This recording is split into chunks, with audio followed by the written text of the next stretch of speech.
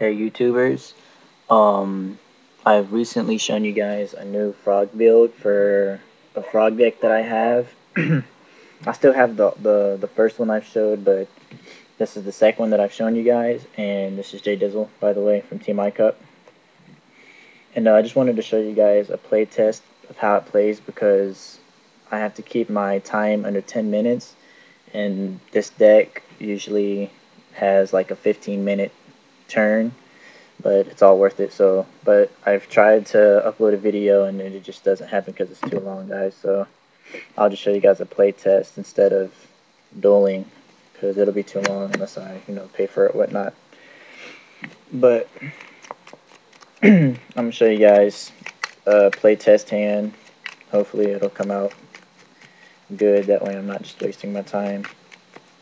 I've seen Dub K Dad has also built one of these decks. I don't really care for his build, simply because it's not very fast and he has a lot of ditching cards. But yeah, and his build's a little bit slower. But anyways, I'm gonna show you guys a play hand. 1, 2, 3, 4, 5, 6. All right, that's actually actually it looks pretty good. All right, so this is how it would be. You would go through. You would special swap frog by ditching a fish board or any other water monster except for Substitute or something. I don't know, anything. If you had salvage, then you could go ahead and ditch Substitute. But swap frog's effect, search the deck, and you would ditch the Reverence Toad to the graveyard. I'm not going to shuffle because I'm going to keep searching anyways. Then you would normal summon your Substitute. Then you would get rid of your swap frog with Substitute's effect. And it's pretty much the same from here on out. Special swap, ditch Treeborn, pop swap, the special swap. Then you could ditch another fish board because you don't need him in the deck. He's mainly just to have for in the graveyard. Then you would pop your swap frog and get all these guys in the grave. So you would pop 1, 2, 3, and then just bring out your dupe frog. The reason dupe frog is probably better to bring out just in case they have a bottomless, so you don't want to bring out your death frog. Then you would remove Bill's frog from play to special your reverence toad. Then you would pop your reverence toad for another dupe frog. Then of course the same thing again, remove Beazle, whatever his name is, for a reverence toad. Now reverence toad is also a death frog, so right after that you would play your Death Croaking, destroy all your opponent's cards on the field. Hopefully they don't have a Starlight Road. And then now after that you'd pop your Reverence Toad to bring out Death Frog. Then pop a Dupe Frog to bring out another Death Frog. Then, let's see here, what do I have? 1, 2, yeah. Alright, and then you'd activate Pot of Avarice. Make sure you guys can see that. So you'd bring 1, 2, 3, 4, 5. You may want to swap frogs back into the deck. Anyways, you'd shuffle. Let's see what the time is on this. 4. Anyways, go ahead and shuffle. Then draw your 2. It doesn't matter about what you draw. Draw 1 for 1 in a Fishboard Blaster, because I'm just going to ditch Fishboard for a Fishboard, so that you can ditch any card for him. It's pretty beast from the hand. Then I would Synchro for 5, 6, 7, 8. So the Dupe Frog, the Death Frog, and the Fishboard for 8. To bring out Red Dragon Archfiend. Let's see, then you would remove. So you're not going to need your dupe frogs, so you can remove the dupe frog to special rodent totem into defense, just in case. Then you would discard your 1-for-1 for a fish board. Then synchro for another 8. That's rodent totem, which is 2. Fish board 1, and death frog is 5. So that's another 8-star. Bring out another red dragon archfiend. Then let's see, what would I remove? Remove a treeborn frog. You're not going to need it because you've already destroyed all your opponent's whole field. To special summon a rodent totem.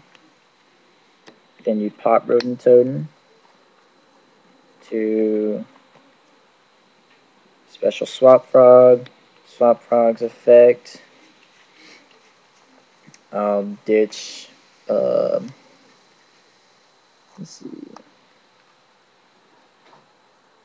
Level 2 or lower. I guess I'll get rid of a substitute or something. Nah, I won't choose to use his effect. So I'll just ditch the swap frog for like really no reason.